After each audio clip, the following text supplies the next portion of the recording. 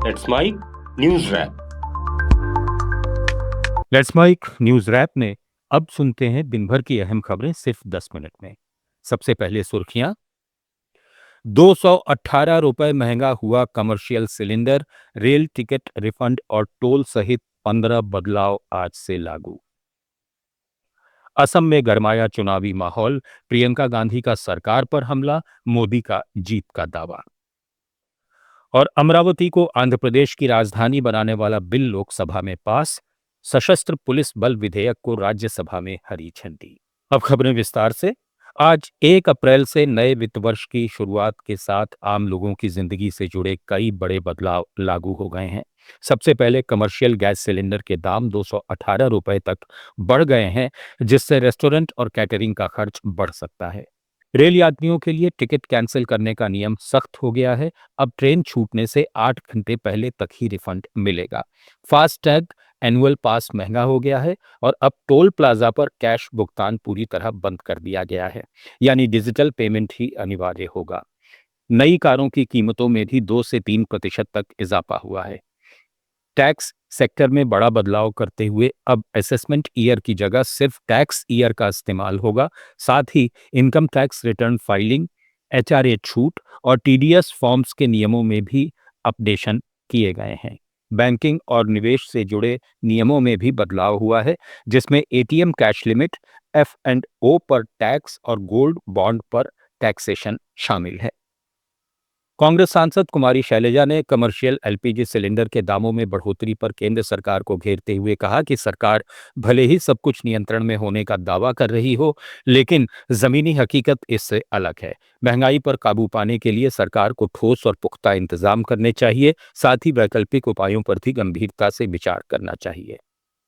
ये क्यों दब रहे हैं अमेरिका से ना दबे। और हमारा यही कहना है कि अपने देश का और देशवासियों का पहले सोचें। अभी डोमेस्टिक का भी आप देखेंगे वो भी बढ़ा देंगे, अभी तो केवल कमर्शियल बढ़ा है। और जो एयर ट्रैवल आम आदमी के रीच में होना चाहिए था, वो आहिस्ता आहिस्ता उसमें भी फर्क आ जाएगा।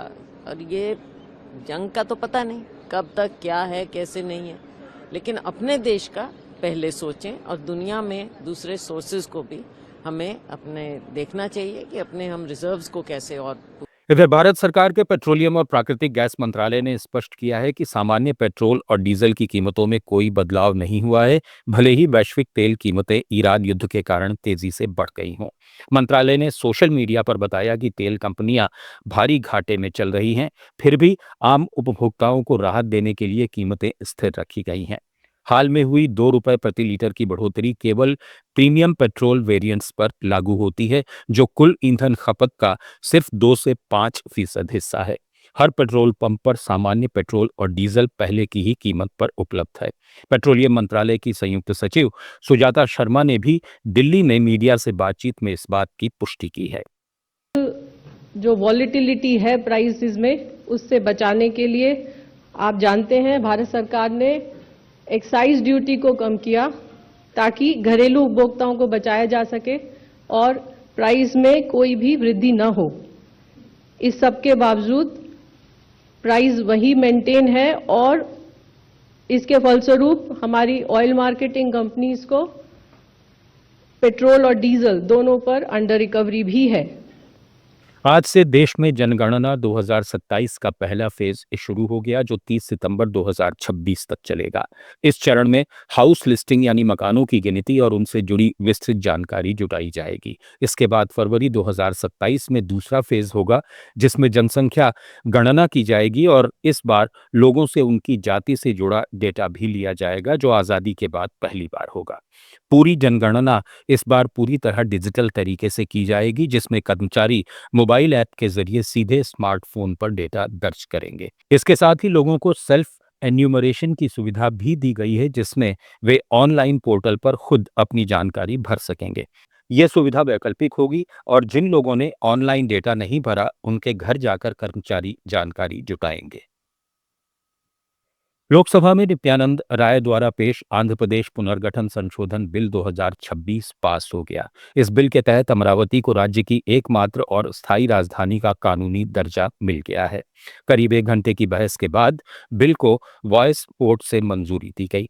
केंद्रीय मंत्री किरेन रिजिजू ने आंध्र प्रदेश से जुड़े बिल को लेकर विपक्ष के आरोपों पर जवाब दिया। उन्होंने कहा कि संसद में कई बिल पेश किए गए थे, लेकिन आंध्र प्रदेश से जुड़ा बिल ज्यादा अहम था, इसलिए उसे प्राथमिकता दी गई। राजनीतिक मुद्दा नहीं है। बिल तो कई इंट्रोड्यूस हुए हैं, कंसिडरेशन के लिए समय में टेकअप करते हैं सिचुएशन को देख करके, क्योंकि आंध्र प्रदेश वाला बिल थोड़ा इमरजेंसी था, इसलिए आज आंध्र प्रदेश वाला मामला सामने में आया, क्योंकि वहाँ आंध्र प्रदेश में अमरावती में राजधानी का एक स्वरूप देना था, उसके लिए पार्लियामेंट से ये अमेंडमेंट बिल पास करना जरूरी था, इसलिए आज उसको लाया गया है। इधर राज्यसभा में केंद्रीय सशस्त्र पुलिस बल विधेयक 2026 ध्वनिमत से पास कर दिया गया। विपक्ष ने सरकार पर आरोप लगाया कि बिल को जल्दबाजी में पारित किया गया और विरोध में जोरदार नारेबाजी करते हुए सदन से वॉकआउट कर दिया। इस बिल के तहत देश के सभी अर्धसैनिक बलों के लिए एक समान प्रशासनिक व्यवस्था लागू होगी, लेकिन विवाद की जड़ है आईपीएस अधिकारियों को मिलने वाला आरक्षण। आईजी के 50 और एडीजी के 67% पद आईपीएस के लिए तय किए गए हैं। आरजेडी सांसद मनोज झा ने कहा कि ये सुप्रीम कोर्ट के उस फैसले के खिलाफ है जिसमें सीएपीएफ कैडर अधिकारियों को प्रमोशन देने की बात कही गई थी। असम के शिवसागर में कांग्रेस सांसद प्रियंका गांधी वाड्रा ने राज्य की मौजूदा सरकार पर तीखा हमला बोला। मीडिया से बातचीत में उन्होंने कहा कि जनता अब सरकार से थक चुकी है और उसे भ्रष्टाचार साफ नजर आ रहा है। राज्य में डर और दबाव की राजनीति की जा रही है, जहां माफिया और सिंडिकेट का प्रभाव बढ़ गया है। असम की जनता एक बार फिर पुराने गौरव को वापस लाना चाहती है और ऐसी नई सरकार चाहती है जो पूरी तरह जनता की सेवा के लिए काम करे। इधर प्रधानमंत्री नरेंद्र मोदी ने असम में बीजेपी एनडीए की जीत का दावा किया। गोगामुख में जनसभा को संबोधित करते हुए उन्होंने कहा कि इस बार असम में हैट्रिक लगना तय है। पीएम मोदी ने असम के विकास की बात करते हुए कहा कि एक समय दुनिया में राज्य की पहचान सिर्फ चाय से थी, लेकिन अब असम चाय के साथ साथ चिप के लिए भी जाना जाएगा। उन्होंने कहा कि आने वाले समय में टीवी, फ्रिज, गाड़ियां और मोबाइल असम में बनी चिप से चलेंगे। राजस्थान के पूर्व मुख्यमंत्री अशोक गहलोत ने आज अपने इंतजार शास्त्र की 10वीं कड़ी में राज्य की भजनलाल सरकार से सवाल किया है कि क्या निजी अस्पतालों की जेब भरने के लिए जयपुर के एसएमएस अस्पताल में 50 करोड़ रुपए की लागत से बने हृदय रोग संस्थान को जानबूझकर शुरू नहीं किया जा रहा। गहलोत ने सोशल मीडिया पर वीडियो साझा करते हुए कहा कि संस्थान पूरी तरह तैयार है, फिर भी फीता काटने का समय सरकार को नहीं मिल रहा, जिससे आम लोगों को दिल के इलाज के लिए निजी अस्पतालों पर निर्भर रहना पड़ रहा है। उन्होंने इसे राजनीतिक बदले की भावना बताया और सरकार से जनता के स्वास्थ्य से खिलवाड़ बंद करने की अपील की। असम में कांग्रेस नेता पवन खेड़ा ने बीजेपी के समान नागरिक संहिता लागू करने के वादे पर तीखी प्रतिक्रिया दी है। उन्होंने गुवाहाटी में कहा कि बीजेपी ऐसे मुद्दे जानबूझकर उठा रही है ताकि मतदाताओं का ध्यान असम सरकार के असल झूठ और विफलताओं से हटाया जा सके।